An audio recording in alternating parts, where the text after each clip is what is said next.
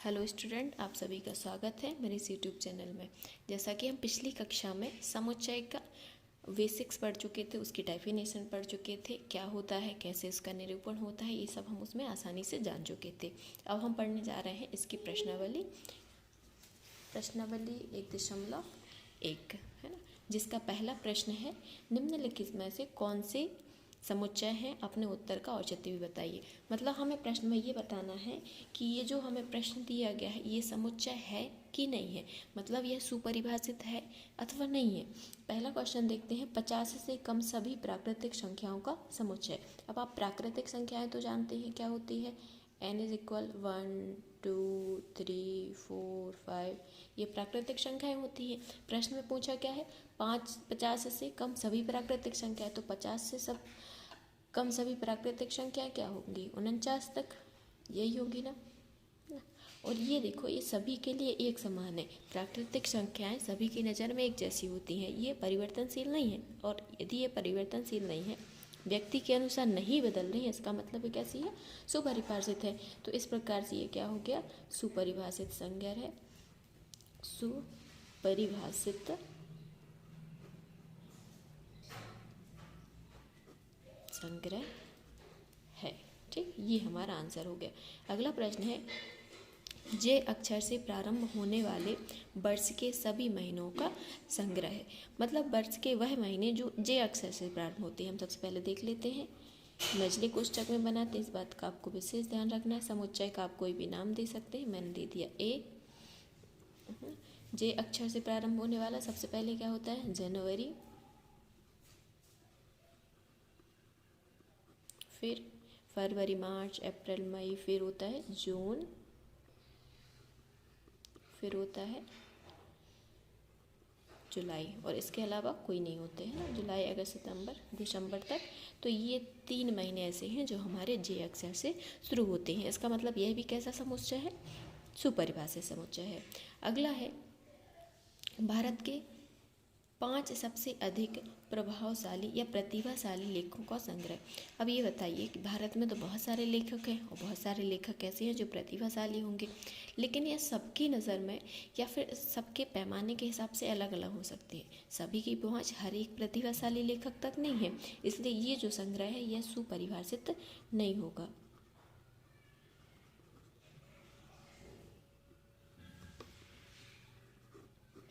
यह संग्रह सुपरिभाषित नहीं है। क्यों नहीं है, क्योंकि लेखकों का संग्रह बहुत बड़ा हो सकता है और सबसे ज़्यादा प्रतिभा वाली कौन सा है, इसका आकलन करना एक कठिन कार्य है।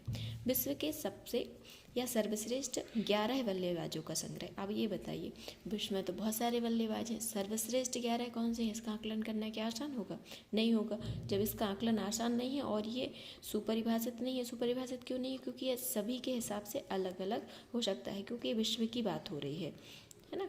तो अमेरिका वाले अपने यहाँ के बल्लेबाज को सर्वश्रेष्ठ मानेंगे, भारत वाले अपने यहाँ के। तो इस प्रकार से ये सुपरिभाषित नहीं है, और जब ये सुपरिभाषित नहीं है, इसका मतलब यह समुच्चय नहीं है। अगला है, आपकी कक्षा के सभी लड़कों का संग्रह।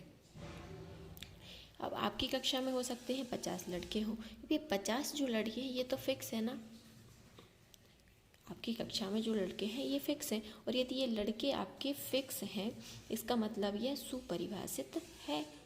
आप उनका आकलन कर सकते हैं, उन्हें समुच्चय में दर्शा सकते हैं, तो यह सुपरिभाषित है। अगला है,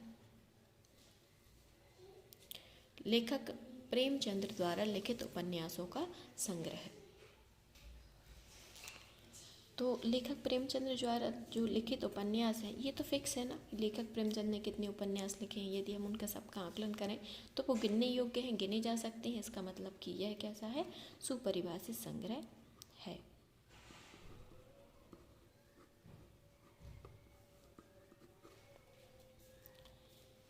अगला है, विश्व के सबसे अधिक खतरनाक जानवरों का संग्रह। अब वो जानवर जो सबसे अधिक खतरनाक है, अब इसकी परिभाषा तो हर एक व्यक्ति के अनुसार अलग अलग हो सकती है। किसी को किसी छोटे जानवर से डर लग सकता है, किसी को किसी बहुत बड़े जानवर से। तो ये सबकी नज़र में खतरनाक जानवर जो हैं वह उनकी परिभाषा अलग अलग हो सकती है ना। तो ये जो संग्रह होगा यह कैसा हो गया, सुपरिभाषित नहीं है, सुपरिभाषित नहीं है। और जब कोई संग्रह सुपरिभाषित नहीं होता है तो आप कहेंगे कि यह समुच्चय भी नहीं है, यह समुच्चय भी नहीं है, इनका समुच्चय बनाना संभव नहीं है। चलिए आगे देखते हैं। सेकंड क्वेश्चन है हमारा, मान लीजिए ए बराबर कोई समुच्चय है ए बराबर समुच्चय 1 2 3 4 5 6 7, ये 7 अवयव उसके अंदर हैं। समुच्चय ए के अंदर 7 अवयव दिए गए हैं। रिक्त स्थानों पर उपयुक्त प्रतीक बिलोंग्स टू और डज नॉट बिलोंग्स टू भरिए। मतलब हमें ये जो ब्लैंक्स दिए गए इसमें बिलोंग्स टू या डज नॉट बिलोंग्स टू भरना है। हम कैसे पता करेंगे कि बिलोंग कर रहा है कि नहीं कर रहा है? यदि ये जो अवयव है यदि इसके अंदर है तो बिलोंग कर रहा है, मतलब बिलोंग्स टू। यदि ये अवयव इसके अंदर नहीं है इसका मतलब डज नॉट बिलोंग्स टू।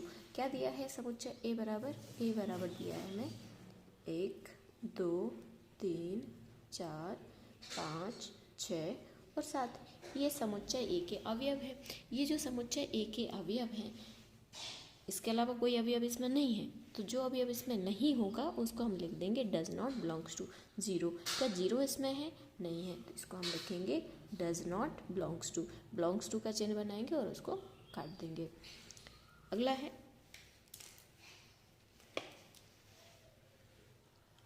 5, क्या 5 इस समुच्चय में है? हाँ है, इसका मतलब बिलोंग्स टू।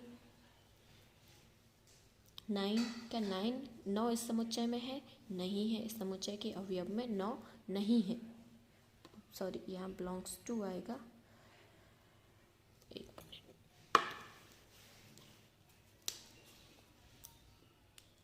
था बिलोंग्स टू आएगा से 5 बिलोंग्स टू ए, ऐसे आएगा। ठीक, 9 जो है इसमें नहीं है, इसका मतलब डज नॉट बिलोंग्स टू। 3 इसमें है, इसका मतलब बिलोंग्स टू। 10 इसमें नहीं है, इसका मतलब डज नॉट बिलोंग्स टू। 7 इसमें है, इसका मतलब बिलोंग्स टू। ये हमारा चिन्ह जो है यह है बिलोंग्स टू, और इसको आप पढ़ेंगे डज नॉट बिलोंग्स टू।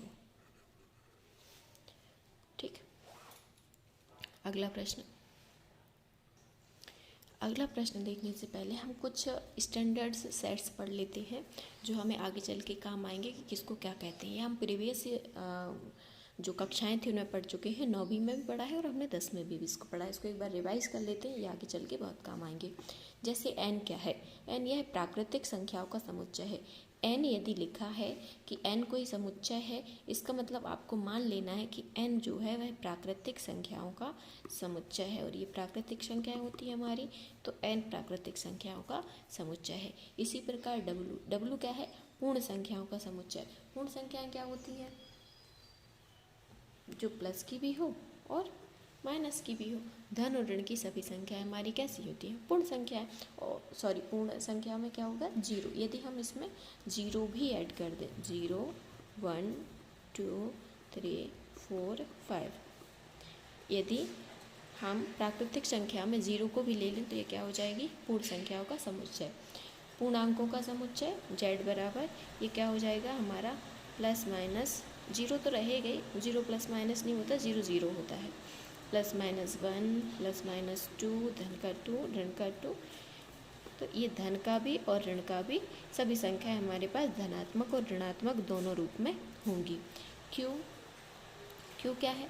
परिमेय संख्याओं का समुच्चय। और परिमेय संख्याएं क्या होती हैं? परिमेय संख्याओं का मतलब जिन्हें हम p/q के रूप में लिख सकते हैं, p/q के रूप में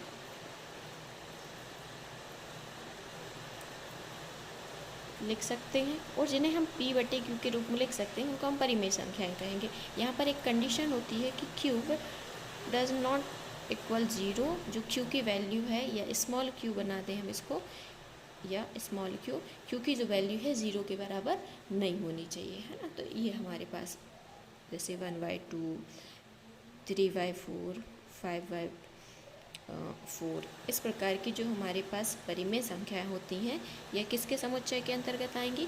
क्यू के अंतर्गत। जो हमारे पास समुच्चय होंगे, जो सेट्स होंगे, उनको हम कैपिटल लेटर से डिनोट करेंगे, और जो हमारे पास उसके अंदर के अवयव हैं उसको हम स्मॉल लेटर से डिनोट करते हैं। अगला है वास्तविक संख्याओं का समुच्चय। वास्तविक संख्याएं क्या होती हैं? परिमेय, अपरिमेय, हर प्रकार की संख्या हमारी क्या होती है? वास्तविक संख्याएं। तो हम इस वास्तविक संख्याओं को किससे डिनोट करेंगे?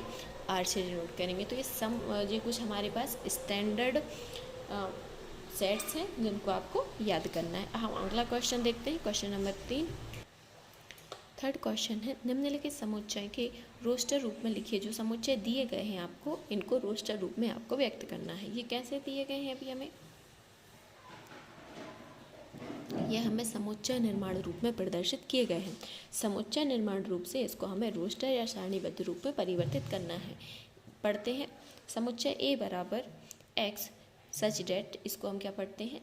सच दैट, है ना, या जहाँ एक्स संख्या 6 से कम एक प्राकृतिक संख्या है। एक्स जो है एक प्राकृतिक संख्या है, लेकिन उस पर लिमिट है कि यह 6 से छोटी है। तो यह हमारा समुच्चय ए बराबर क्या हो जाएगा? 1, 2, 3, 4, 5 और 6, क्योंकि ये नहीं 6 से छोटी लेना है, 5 तक लेंगे, 5 तक। तो 1 से 5 तक की ये संख्या हमारे इस समुच्चय के अंतर्गत आ जाएंगी। आप हल डाल के लिखेंगे। अगला है a बराबर x, जहाँ x एक पूर्णांक है और x की जो वैल्यू है 3 और 10 के बीच में है। मतलब ये कैसी है? x जो है यह ग्रेटर देन है 3 से और लेस देन है 10 से। तो इसको हम बना लेते हैं a बराबर समुच्चय, तो क्या हो जाएगी? x की जो वैल्यू रखनी है वह 3 से बड़ी और 10 से छोटी। 3 से बड़ी मतलब 4, 5, 6, 7, 8 और 9।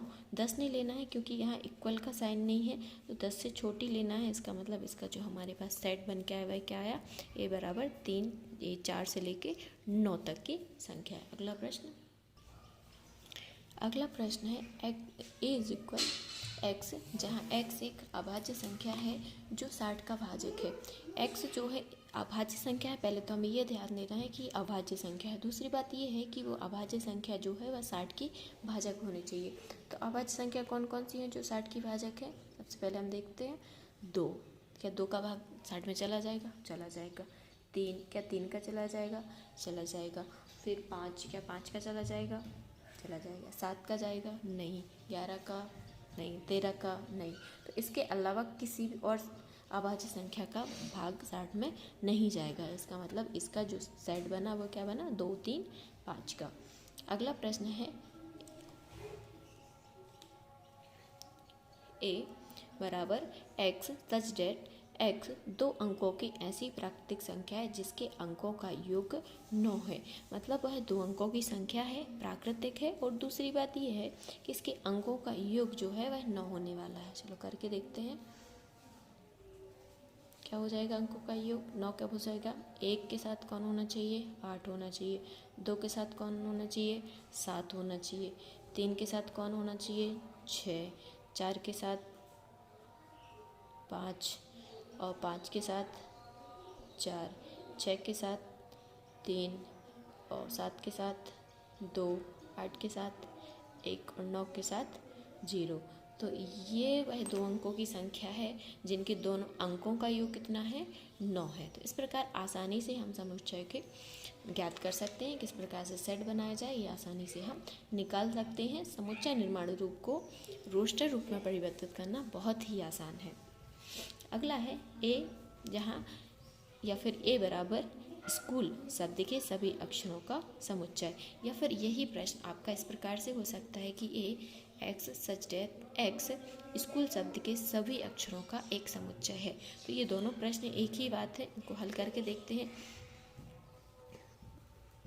यहाँ पर एक्स क्या है? यह स्कूल शब्द के सभी अक्षरों का समुच्चय है। तो स्कूल में कौन कौन से शब्द हैं? एस, सी, एच, ओ और एल। देखो ओ को 2 बार नहीं लेंगे क्योंकि इसका अपना समुच्चय का समुच्चय निर्माण रूप का एक फाउंडेशन होती है कि हम किसी भी अक्षर को रिपीट नहीं करेंगे। वो 2 बार आया है तो वो एक बार ही लेंगे, 2 बार हम इसको नहीं लेंगे। तो ये हमारा स्कूल शब्द का समुच्चय हो गया। तो आज के लिए इतना ही। आगे के क्वेश्चन हम अगली वीडियो में देखेंगे। वीडियो में कंटिन्यू बने रहने के लिए चैनल को सब्सक्राइब करें, ताकि जैसे ही वीडियो अपलोड किया जाए नोटिफिकेशन आपके पास सबसे पहले आ जाए। यदि आपने अभी तक सब्सक्राइब नहीं किया है तो कर लीजिए। यदि वीडियो पसंद आए तो इसको लाइक करें, अपने दोस्तों के साथ शेयर करें, ताकि उनको भी ये जानकारी मिल सके, आसानी से समुच्चय को सीख सकें। आज के लिए इतना ही। Thank you.